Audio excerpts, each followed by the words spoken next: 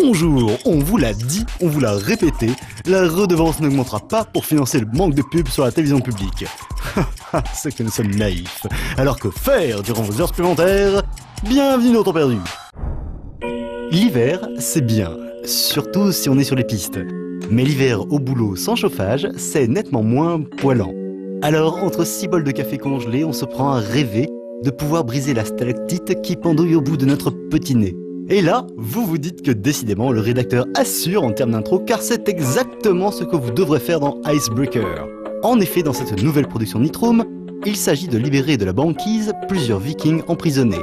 On commence par découper la cellule frigorifiée autour de notre ami nordique pour ainsi la faire glisser jusqu'à son drakkar.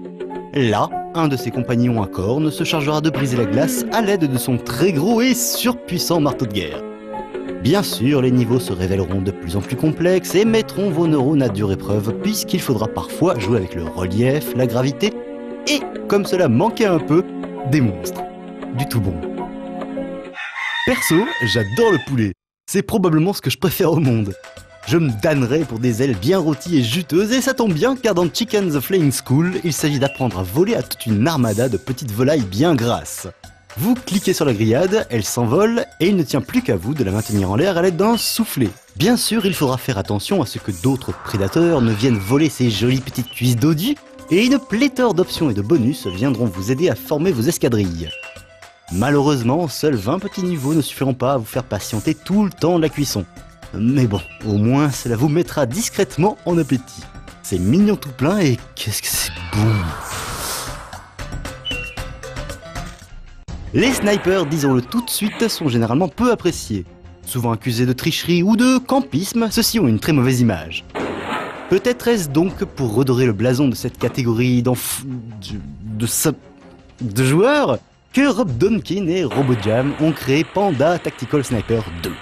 Il est sûr qu'incarner un défenseur de la cause animale en aidant un panda trop sugoi kawaii, ça aide à justifier le fait de flinguer de pauvres cibles innocentes planquées dans son coin, alors que d'autres essaient eux de jouer tranquillement entre gentlemen. Mais je m'égare. Il s'agit donc ici de tirer habilement sur divers objets afin de détourner l'attention des gardes, déclencher des mécanismes, ouvrir des portes, le tout pour aider notre peluche sur pattes à venir à bout de sa mission. Et oui, vous avez bien entendu, il n'est jamais question d'abattre quelqu'un dans ce jeu. Alors les snipers en herbe, prenez-en de la graine. Et si vous voulez vraiment vous fighter, venez, moi je vous attends. Moi aussi je peux vous en mettre une dans le dos. Mais non attends, mais qu'est-ce que c'est que cette histoire? Je me bats tranquille, tu vois, je fais quelques kills pépères, et vlan, headshot. Et alors quoi? Sans blague, même pas 3 secondes de vie, tu crois pour ça? gagner Mais plus, attends, moi je jouez dis des mauvais perdants, c'est tout. Des mauvais perdants, je te dis.